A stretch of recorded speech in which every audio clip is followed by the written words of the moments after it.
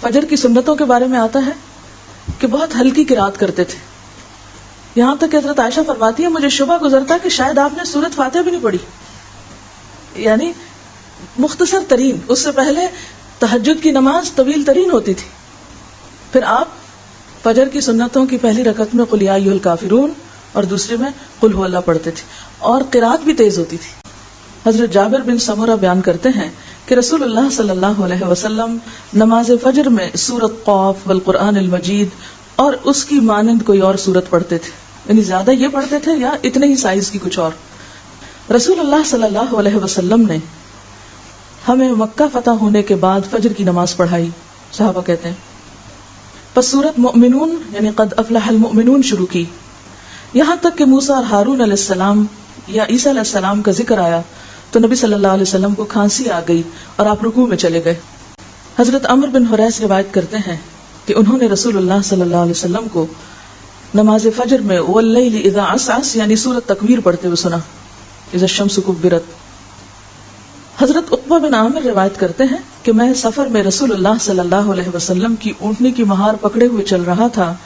آپ سفر میں نماز صبح کے لیے اترے تو آپ نے صبح کی نماز میں قل اعوذ برب الفلق اور قل اعوذ برب الناس پڑھی. اس سے کیا پتہ چلتا ہے؟ سفر میں جہاں قصر ہے وہاں نماز بھی مختصر، تاکہ سفر ختم ہو جائے، نہ کہ راستے میں اتنی لمبی بریک لیں.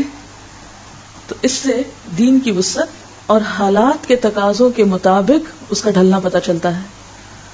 حضرت معاذ بن عبداللہ کہتے ہیں کہ نبی صلی اللہ علیہ وسلم نے نماز فجر میں دونوں رکعتوں میں اذا زلزلت کی تلاوت فرمائی. اس سے ایک اور نمونہ پتہ چلتا ہے، کیا کہ ضروری نہیں کہ 2 رکعتوں میں الگ الگ ہی پڑھی جائے سورت. اگر کبھی 2 رکعتوں میں ایک ہی سورت پڑھ دی گئی تو اس سے بھی فرق نہیں پڑتا، اس کی بھی سنت ملتی. تو گویا ہمارے دین میں ریجیڈیٹی نہیں ہے، بلیک اینڈ وائٹ حکم نہیں ہے، حالات اور ضروریات کے مطابق مختلف سنتیں سکھائی گئی ہیں.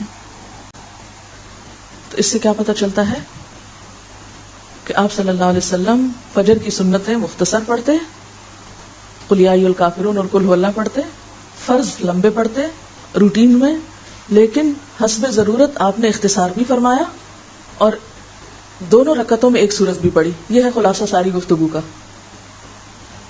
ظہر اور عصر کی نماز. حضرت ابو قتادہ سے روایت ہے کہ رسول اللہ صلی اللہ علیہ وسلم ظہر اور عصر کی پہلی 2 رکعتوں میں سورۃ فاتحہ اور کوئی ایک سورت پڑھتے، پچھلی 2 رکعتوں میں صرف فاتحہ پڑھتے، اور کبھی کبھار ہمیں ایک آدھ آیت بلند آواز سے پڑھ کر سنا دیتے. حضرت جابر بن سمرہ روایت کرتے ہیں کہ رسول اللہ صلی اللہ علیہ وسلم ظہر میں واللیل اذا یغشا پڑھتے، واللیل اذا یغشا. ایک اور روایت میں ہے سبح اسم ربک الاعلی، یعنی ظہر میں واللیل اذا یغشا اور سبح اسم ربک الاعلی.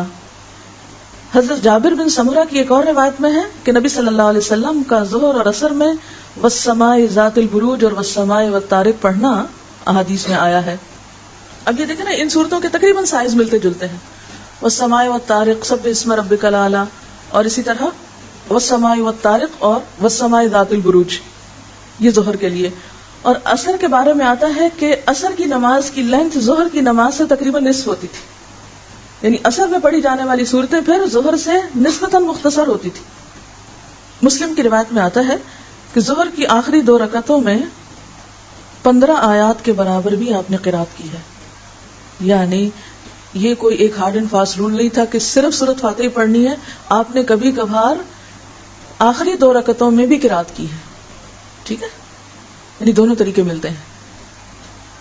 ایک طریقہ یہ بتایا نا کہ آپ صلی اللہ علیہ وسلم ظہر اور عصر کی پہلی 2 رکعتوں میں فاتحہ کے ساتھ سورت پڑھتے تھے.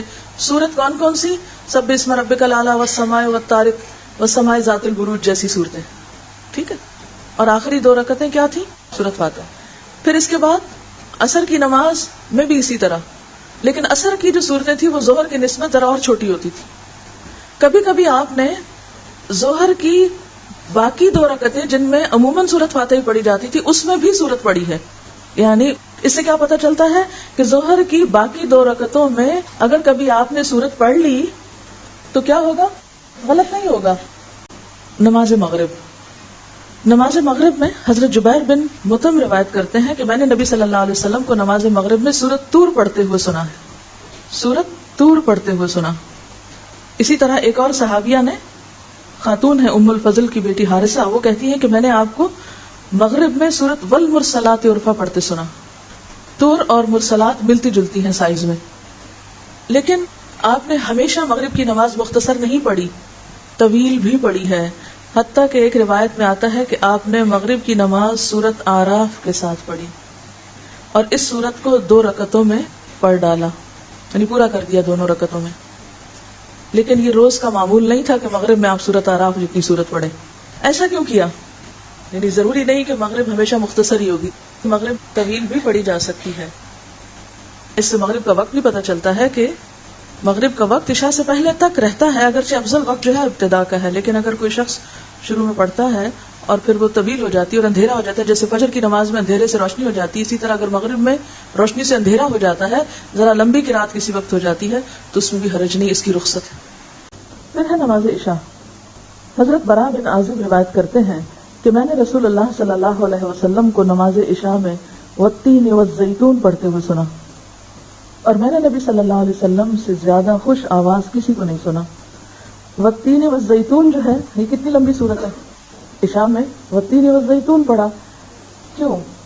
اس لیے کہ سارے دن کے لوگ کام کر کے تھکے ہوئے ہیں، اور آپ دیکھیں کہ آپ کی زندگی میں کوئی ایک روٹین کی زندگی نہیں تھی، ایک غزوے کے بعد دوسرا غزوہ، ایک مشکل کے بعد دوسری مشکل، اس میں پھر غیر معمولی حالات اکثر پیش آ جایا کرتے تھے۔ بلکہ اس کے برعکس حضرت معاذ نے جب لمبی صورتیں پڑھائی تھی تو آپ سخت ناراض ہوئے تھے، حالانکہ حضرت معاذ وہی حضرت معاذ ہیں جن کا ہاتھ پکڑ کے حضور صلی اللہ علیہ وسلم نے فرمایا تھا، واللہ یا معاذ انی احبک فی اللہ، قسم کھا کے فرمایا تھا کہ اے معاذ میں تم سے اللہ کی خاطر محبت کرتا ہوں، اور دوسرے وقت میں اتنا سخت ڈانٹا تھا کہ شاید ہی اتنا زیادہ کسی کے ساتھ آپ ناراض ہوئے ہوں، لوگوں کو فتنے میں ڈال رہے ہو تم۔ تو یہ بھی آپ کی حکمت ہے کہ ایک وقت میں محبت کا اظہار اور بعض غلطیوں پر سختی سے گرفت، کیوں؟ اس لیے کہ اس میں لوگوں کی تکلیف تھی۔ حضرت معاذ بن جبل نے عشاء میں سورۃ بقرہ پڑھی، مقتدیوں میں سے ایک کھیتی باڑی کا کام کرنے والے نے سلام پھیر دیا، پھر اس نے رسول اللہ صلی اللہ علیہ وسلم کی خدمت میں حاضر ہو کر عرض کیا، اے اللہ کے رسول صلی اللہ علیہ وسلم، ہم لوگ اونٹوں والے ہیں، دن بھر مشقت کرتے ہیں۔ معاذ نے عشاء میں سورۃ بقرہ شروع کر دی، مجھے دن کے تھکے ہوئے کو لمبی قرات سے ملال ہوا۔ آپ صلی اللہ علیہ وسلم نے معاذ سے کہا، تم لوگوں کو نفرت دلاتے ہو اور فتنہ کھڑا کرتے ہو۔ آپ نے 3 مرتبہ یہ بات دہرائی، پھر فرمایا، جب تم جماعت کراؤ تو والشمس وضحاها اور واللیل اذا یغشی اور سبح اسم ربک الاعلی کی تلاوت کرو، اس لیے کہ تیرے پیچھے بوڑھے، کمزور اور ضرورت مند بھی نماز ادا کرتے ہیں۔ اب نماز جمعہ کے بارے میں حضرت نعمان بن بشیر روایت کرتے ہیں کہ رسول اللہ صلی اللہ علیہ وسلم دونوں عیدوں اور جمعہ کی نماز میں سبح اسم ربک الاعلی اور هل اتاک حدیث الغاشیہ پڑھتے تھے۔ نعمان بن بشیر کہتے ہیں جب عید اور جمعہ ایک دن میں جمع ہوتے تو پھر بھی نبی صلی اللہ علیہ وسلم یہ دونوں صورتیں دونوں نمازوں میں پڑھتے، یعنی صبح عید پڑھی، دوپہر کو جمعہ پڑھا، صبح بھی وہی صورتیں پڑھی، دوپہر بھی وہی پڑھی، یعنی اس میں آپ کی روٹین کافی ایک جیسی رہی ہے۔ حضرت عبید اللہ بن رافع سے روایت ہے کہ مروان نے حضرت ابو ہریرہ کو مدینہ کا گورنر مقرر کیا اور خود مکہ چلے گئے۔ حضرت ابو ہریرہ نے جمعہ کی نماز پڑھائی اور اس میں سورۃ جمعہ اور منافقون پڑھی اور کہا کہ ان صورتوں کو جمعہ میں پڑھتے ہوئے میں نے رسول اللہ صلی اللہ علیہ وسلم کو سنا، یعنی ہمیشہ ہی یہ 2 صورتیں نہیں پڑھی، آپ نے سورۃ منافقون اور سورۃ الجمعہ بھی پڑھی۔ اسی طرح ایک تیسری روایت میں قاف والقرآن المجید اور اقتربت الساعہ کے پڑھنے کا بھی ذکر ملتا ہے۔ کون کون سی؟ سبح اسم ربک الاعلی اور هل اتاک حدیث الغاشیہ کا زیادہ کثرت سے ذکر ملتا ہے، اس کے علاوہ سورۃ المنافقون اور سورۃ الجمعہ، اور تیسرے درجے پر سورۃ قاف اور اقتربت الساعہ۔ جمعہ کے دن نماز فجر میں آپ پہلی رکعت میں سورۃ السجدہ پڑھتے اور دوسری میں الدہر پڑھتے، یعنی پہلی میں الف لام میم تنزیل الکتاب اور دوسری میں هل اتى علی الانسان حین من الدہر۔ تلاوت میں قرآن پاک پورا کہاں پڑھا گیا، یعنی آپ صلی اللہ علیہ وسلم زیادہ تر قرآن پاک کہاں پڑھا کرتے تھے؟ تہجد کی نماز میں، وہ آپ کی تنہائی کی نماز ہوتی تھی، تو اس میں آپ طویل قراءت کرتے تھے۔ حضرت عبداللہ بن مسعود کی روایت سے پتہ چلتا ہے نا، آپ نے سورۃ البقرہ پڑھی، پھر سورۃ آل عمران پڑھی، پھر سورۃ النساء شروع کر دی، وہ تھی طویل ترین نمازیں جو آپ کی اپنی نمازیں ہوتی تھی، اور جب آپ جماعت کرایا کرتے تھے تو مختصر صورتیں اتنی کہ لوگ برداشت کر لیں۔